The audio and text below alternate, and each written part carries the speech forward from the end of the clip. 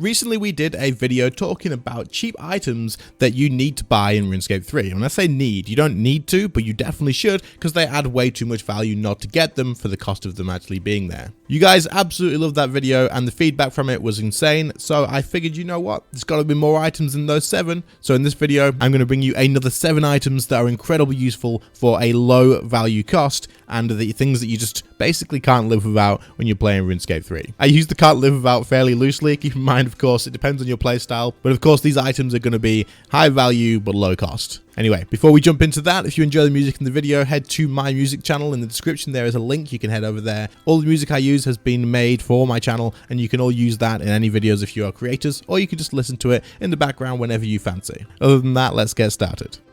Okay, so the first one I'm going to talk about is the Viswax, but you are going to be using this for a specific thing, and that is going to be the quick teleport charges for the lodestone networks. Now what you can do with these is it changes your teleport to a quick teleport, meaning a normal one, if you're teleporting normally, does something like this. So it takes some time, you know, you've got the animation, which is nice. If you've got overrides, then cool. But when you're doing skilling and stuff, or you're trying to get around the world quickly, it can take a while, right? You've got to spend that time to actually get there. Now, if you use Viswax, you can activate this and click on the teleport one. You can use 1 Viswax for 10 quick teleport charges with a max of 4,000 charges. But basically, 100 of these quick teleports would only cost you 10 Viswax, which is pretty good. Now the difference is if you click on this and you've got your quick charges here, which I need to get more of, you can click on the little tick thing here, make sure this is ticked, and then when you teleport anywhere to a lodestone network now, rather than the big quick animation, you'll have a shortened version and it'll look something like this.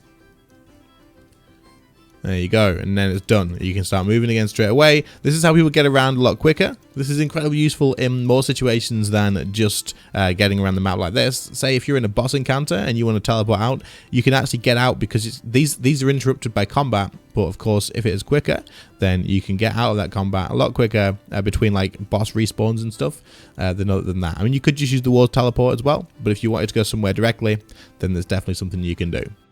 The next one isn't something that is too uncommon, but it is a useful item, and for newer players watching this video, it could be incredibly useful to know about. So, you can buy an item called Magic Notepaper. Magic Notepaper is something that will make items in your inventory, of specific items, not everything, most things though, into a stackable item. So they cost 491 GP, which makes them incredibly useful for converting things like dragon bones when you're killing dragons, or any sort of slayer monster that drops something with value over like the actual cost of the notepaper. It will stop you from needing to bank. For example, if I take out 10 Saradam and Brew flasks here, just as an example, you could note these up and it will put them into a stack like this. That way they stay in your inventory and you don't need to bank all the time. So if you are killing dragons, say frost dragons for example, you could kill off the frost dragons, collect up all of the bones, note them up, and then you get one nice pile of them and you don't need to take them to the bank. So for you guys that are running things to the bank, but you are ended up getting something that's the resources are worth way more than 500 GP each, these are a good way to save you some time and increase your profits, because whenever you're banking, you're not getting the items, you're not killing stuff, you're not skilling. This is incredibly useful, and the item is just, I don't know, it has value always. Next up, I'm going to be talking about portable skilling stations. If you don't use portable skilling stations, then you absolutely should. So if I, for example, search well in here, you'll see there's a portable well. The reason you want to use these is they give you extra benefits when you are skilling rather than just like doing normal skilling. You can, for the potions, for example, the portable well, you can get extra potions out of this. It will save you resources, meaning if you make 100 overloads, there's a good chance that you'll make more than 100 because you get an extra one sent to your bank, saving you resources and saving you money, and of course giving you more money as well. Now, these don't always need to be bought off the Grand Exchange. They can be, and you can also get them, I believe, in Treasure Hunter and maybe with oddments as well. But you can buy them off the Grand Exchange, but also you can head to the busy worlds for skilling, especially in double XP at the moment. World 84 is usually the one you want to go to, but it's full at the moment, and because it's double XP, it is always full, but it'll say portable skilling as the activity. You can head there, go to the Lumbridge training camp, and you'll see that there's portable skilling stations everywhere that you could possibly need. However, I'm going to use World 2 because I can't get onto World 84 right now, and we'll get the same sort of thing because it's double XP anyway. So if you head to Lumbridge, you don't actually need to pay for these ever, really, but they're still worth using, and you know what? Free is better than paying for stuff. You could bring them along though and extend them to save some other people some money too. They're not overly expensive. But you can head here to the Lumbridge training camp, which is just from the lodestone over there. And you'll see there's loads of people skilling, and you see all of the stations just here by the bank chest. So you can use these, the Fletcher, the well, the workbench and everything, all the crafter and whatnot, and you can stand underneath them by the bank, load your preset, make your potions, do your fletching, whatever you need to do, get all of the benefits, and it's absolutely free if you come here and do it this way. Of course, you can still extend these stations here to help out with paying the costs and stuff if you wanted to, but you absolutely don't need to. Well, there you go. This is definitely something you should take advantage of if you're not already, as there's a lot of benefits. I'll put a link in the description so you can see what all of the benefits are, as they're just incredibly useful. So there you go. This next one is going to be incredibly useful for you guys taking advantage of double XP, which is most people, I would say, probably. These are the Torstal incense sticks. Now, these are incredibly useful because what they do is when you overload them by right-clicking and pressing overload, you end up with a 2% experience buff to everything. Everything, not just to one skill. Everything you gain now will have a 2% experience buff, and then if you just spam click on these and extend that to 60 minutes, for the next hour now you will get your 2% experience buff and you don't have to do anything else. Now, the cost of using these is absolutely worth it because it costs you 238k for the first hour because you have to overload and extend. But then after that, because it's already overloaded now, you can just extend it back to an hour for 129k. So that's 240k for the first lot and then 129k an hour, 129k an hour for a 2% increased experience boost to everything. So getting a 2% XP boost for that cost per hour is absolutely worth it, and you want to take advantage of these. The price of buying them isn't really that expensive initially. I mean, it's not overly cheap, but to get what you need, of course, it's really not that expensive. The next item is a little bit here or there with price-wise, but it's still a fairly cheap item overall, and I personally think is absolutely worth the money. Thank you, Kevin, for subscribing. Appreciate that. I should probably turn that off when I'm recording.